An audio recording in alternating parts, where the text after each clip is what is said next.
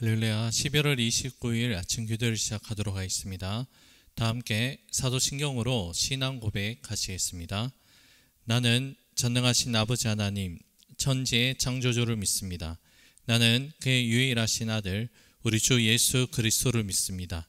그는 성령으로 잉태되어 동정녀 마리아에게서 나시고 본디오 빌라도에게 고난을 받아 십자가에 못 박혀 죽으시고 장사된 지 사흘 만에 죽은 자 가운데서 다시 살아나셨으며 하늘에 오르시어 전능하신 아버지 하나님 우편에 앉아 계시다가 거기로부터 살아있는 자와 죽은 자를 심판하러 오십니다.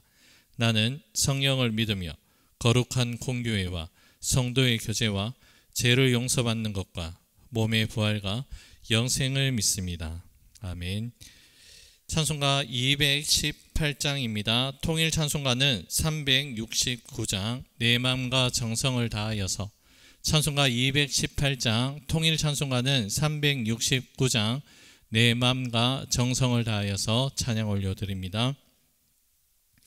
내 마음과 정성을 다하여서 주 너의 하나님을 사랑하라. 내 몸을 아끼고 사랑하듯 형제와 이웃을 사랑하라. 주께서 우리에게 명하시니 그 명령 따라서 살아가리. 널 미워 해치는 원수라도 언제나 너 그럽게 사랑하라. 널 핍박하는 자 위에서도 신실한 마음으로 복을 빌라. 주께서 우리에게 명하시니 그 명령 따라서 살아가리. 나 항상 주님을 멀리하고 형제를 사랑하지 못하였다. 이러한 죄인을 사랑하사 주께서 몸 버려 죽으셨다. 속죄의 큰 사랑 받은 이 몸 내 생명 다 바쳐 충성하리.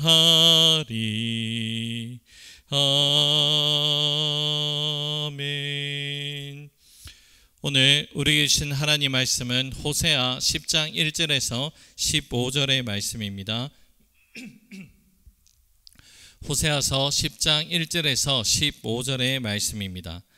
말씀 이제 한 절씩 나누어서 교독하시고 마지막 15절 말씀은 한 목소리로 함께 읽도록 하겠습니다.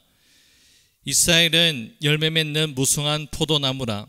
그 열매가 많을수록 제단을 많게 하며 그 땅이 번영할수록 주상을 아름답게 하도다. 그들이 두 마음을 품었으니 이제 벌을 받을 것이라. 하나님이 그 제단을 쳐서 깨뜨리시며 그 주상을 허시리라. 그들이 이제 이르기를 우리가 여호와를 두려워하지 아니하므로 우리에게 왕이 없거니와 왕이 우리를 위하여 무엇을 하리요 하리로다. 그들이 헛된 말을 내며 거짓 맹세로 언약을 세우니 그 재판이 바디랑에 돋는 독조 같으리로다. 사마리아 주민이 베다원의 송아지로 말미암아 두려워할 것이라. 그 백성이 슬퍼하며 그것을 기뻐하던 제사장들도 슬퍼하리니 이는 그의 영광이 떠나감이며 그 송아지는 앗수르로 옮겨다가 예물로 야렙 왕에게 드리니 에브라임은 수치를 받을 것이요 이스라엘은 자기들의 계책을 부끄러워할 것이며 사마리아 왕은 물 위에 있는 거품같이 멸망할 것이며 이스라엘의 제 곧 아웬의 산당은 파괴되어 가시와 찔레가 그 제단 위에 날 것이니 그때 그들이 산도로 우리를 가리라 할 것이요 작은 산도로 우리 위에 무너지리라 하리라. 이스라엘아, 내가 기브아 시대로부터 범죄하더니 지금까지 죄를 짓는구나. 그러니 범죄한 자손들에 대한 전쟁이 어찌 기브아에서 일어나지 않겠느냐. 내가 원하는 그때에 그들을 징계하리니 그들이 두 가지 죄에 걸릴 때에 만민이 모여서 그들을 치리라. 에브라임은 마치 길들인 암소 같아서 곡식밟기를 좋아하나 내가 그의 아름다운 목에 멍에를 메우고 에브라임 위에 사람을 태우리니 유다가 밭을 갈고 야곱이 흙덩이를 깨뜨리리라. 너희가 자기를 위하여 공의를 심고 인애를 거두라. 너희 묵은 땅을 기경하라. 지금이 곧 여호와를 찾을 때니 마침내 여호와께서 오사 공의를 비처럼 너희에게 내리시리라. 너희는 악을 밭가라 죄를 거두고 거짓 열매를 먹었나니 이는 내가 내 길과 내 용사의 많음을 의뢰하였습니다. 그러므로 너희 백성 중에 요란함이 일어나며 내 산성들이 다 무너지되 살만이 전쟁의 날에 베다벨에 무너뜨린 것 같이 될 것이라. 그때 어머니와 자식이 함께 부서졌도다. 함께 있습니다. 너희의 큰 악으로 말미암아 베델이 이같이 너희에게 행하리니 이스라엘 왕이 새벽에 정령 망하리로다. 아멘. 오늘 본문의 말씀은 1절부터 15절까지 말씀이 기록되어 있습니다. 이 말씀 가운데는 다양한 주제들이 담겨져 있는데요. 오늘 핵심 구절인 1절과 2절 말씀을 중심으로 해서 하나님 말씀을 함께 묵상해 보겠습니다. 오늘 다양한 주제들이 이 말씀 가운데 담겨져 있는데요. 이 모든 일들이 일어나는 원인이 되는 말씀이 본문 1절과 2절 말씀 가운데 기록되어 있습니다. 1절과 2절 말씀을 제가 읽어드립니다. 이스라엘은 열매 맺는 무성한 포도나무라. 그 열매가 많을수록 재단을 많게 하며 그 땅이 번영할수록 주상을 아름답게 하도다. 그들이 두 마음을 품었으니 이제는 벌을 받을 것이라. 하나님이 그 재단을 쳐서 깨뜨리시며 그 주상을 허시리라. 자, 이스라엘 백성들은 성경 곳곳에서 어떤 나무로 비유가 되느냐? 바로 포도나무로 그렇게 비유가 됩니다.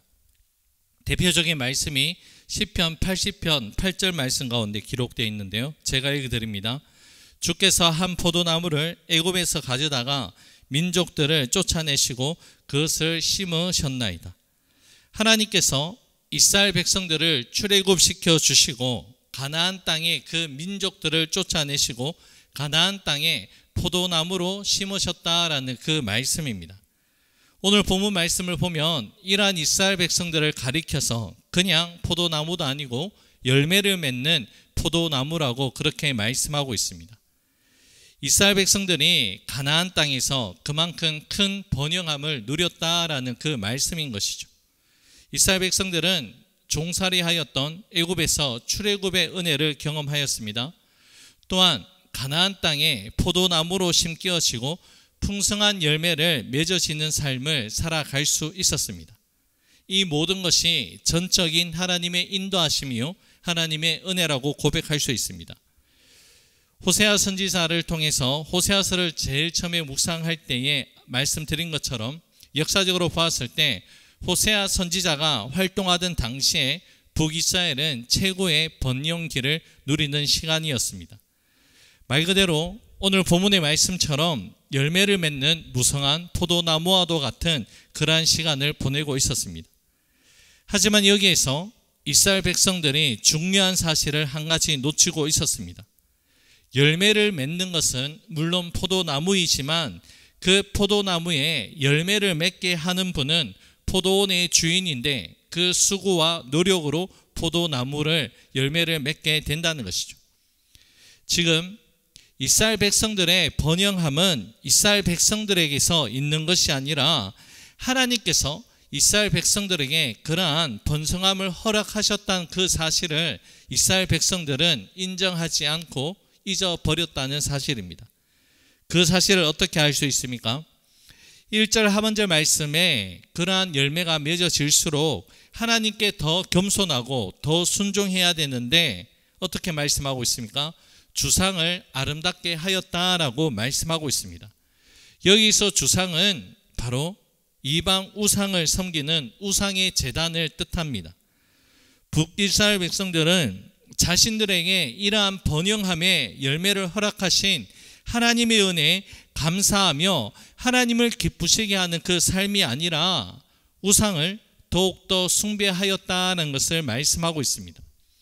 이러한 모습을 한자성어 사자성어로 이야기한다면 바로 배은망덕한 그 모습이라 할 수 있습니다. 열매가 많을수록 우상의 제단을 많게 하고 우상의 주상을 아름답게 꾸민 북이스라엘 백성들의 이러한 행위는 축복을 오히려 하나님 앞에서 범죄의 기회로 삼게 되는 것이고, 은혜를 불순종으로 갚는 악행이 바로 이스라엘 백성들 가운데 뿌리 깊게 자리하고 있었다는 것이죠. 하나님이 주신 은혜임에도 불구하고 엉뚱한 행동을 하는 이러한 경우가 저와 여러분들 삶 가운데 있는 것은 아닌지 되돌아봐야 할 것입니다.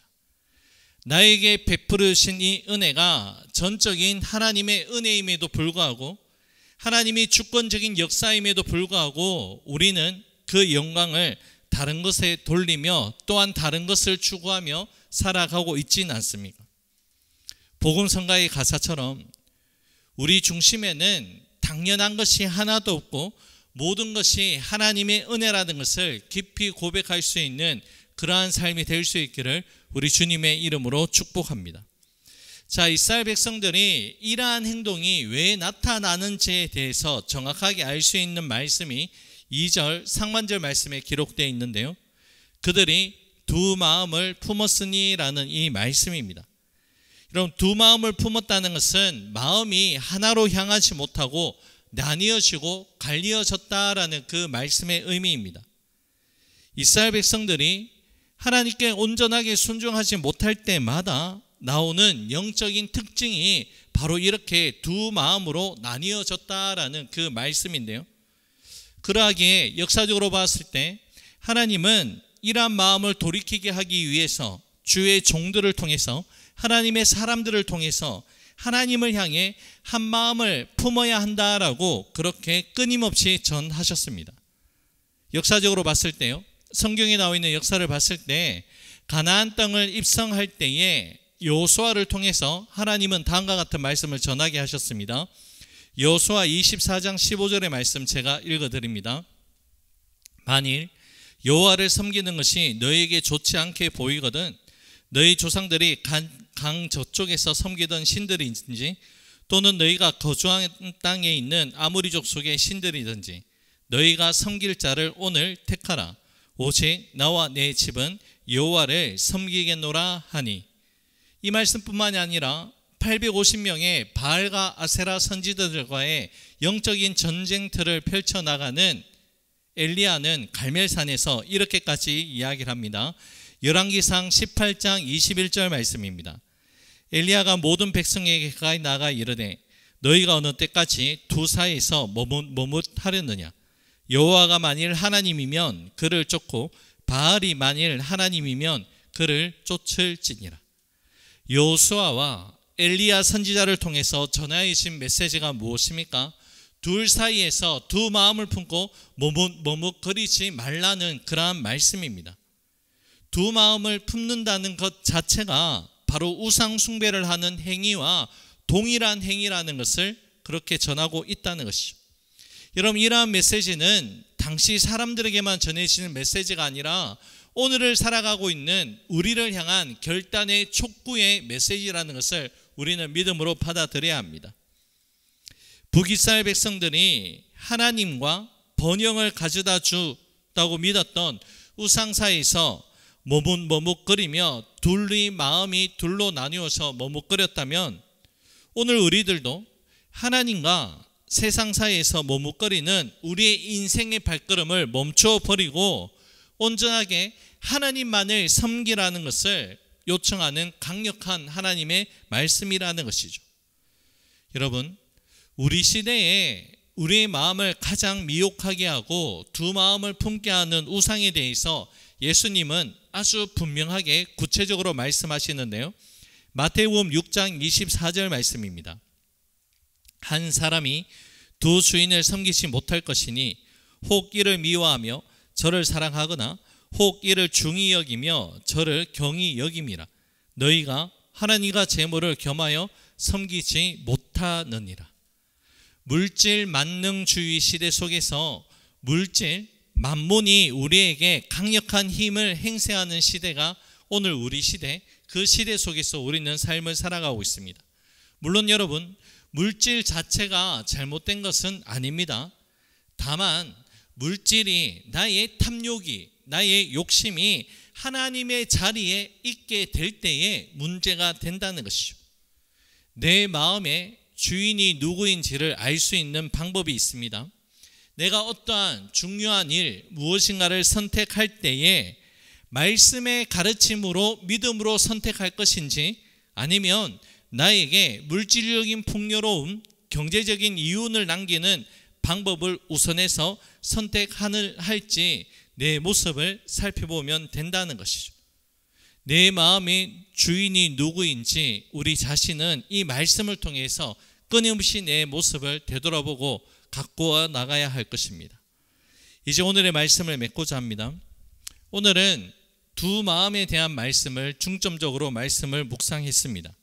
그런데 여러분, 두 마음에 대한 처방의 말씀을 정확하게 내려주는 말씀이 신약 성경 가운데 있습니다. 야고보서 4장 8절의 말씀인데요, 그 말씀을 제가 읽어드립니다. 하나님을 가까이 하라. 그리하면 너희를 가까이 하시리라. 죄인들아, 손을 깨끗이 하라. 두 마음을 품은 자들아, 마음을 성결하게 하라. 사랑하는 여러분, 우리가 두 마음을 품지 않을 수 있는 것은 하나님을 더욱더 가까이 하고 하나님을 더욱더 사랑하면 됩니다. 오늘 이 하루의 삶 가운데, 앞으로 남아있는 저와 여러분 삶 가운데 하나님을 더욱더 가까이 하시고 일편단심의 그 마음으로 하나님을 이전보다 더욱더 사랑합니다라고 고백하며 살아갈 수 있는 우리 모두가 될 수 있기를 우리 주님의 이름으로 축복합니다. 기도하겠습니다. 고맙고 감사하신 사랑의 주님, 두 마음을 품어 정함이 없는 삶이 아니라 하나님을 가까이 하고 우리의 손을 깨끗이 하며 우리의 마음을 성결하게 하며 하나님 한 분만을 더욱더 사랑할 수 있는 우리의 삶이 될 수 있도록 은혜를 다하여 주시옵소서. 모든 것 주님께 감사드리오며 예수님 이름으로 기도 올려드립니다. 아멘. 하늘에 계신 우리 아버지, 아버지의 이름을 거룩하게 하시며 아버지의 나라가 오게 하시며 아버지의 뜻이 하늘에서와 같이 땅에서도 이루어지게 하소서. 오늘 우리에게 일용할 양식을 주시고 우리가 우리에게 잘못한 사람을 용서하여 준 것 같이 우리 죄를 용서하여 주시고 우리를 시험에 빠지지 않게 하시고 악에서 구하소서. 나라와 권능과 영광이 영원히 아버지의 것입니다. 아멘. 개인적으로 기도하는 시간을 가지도록 하겠습니다.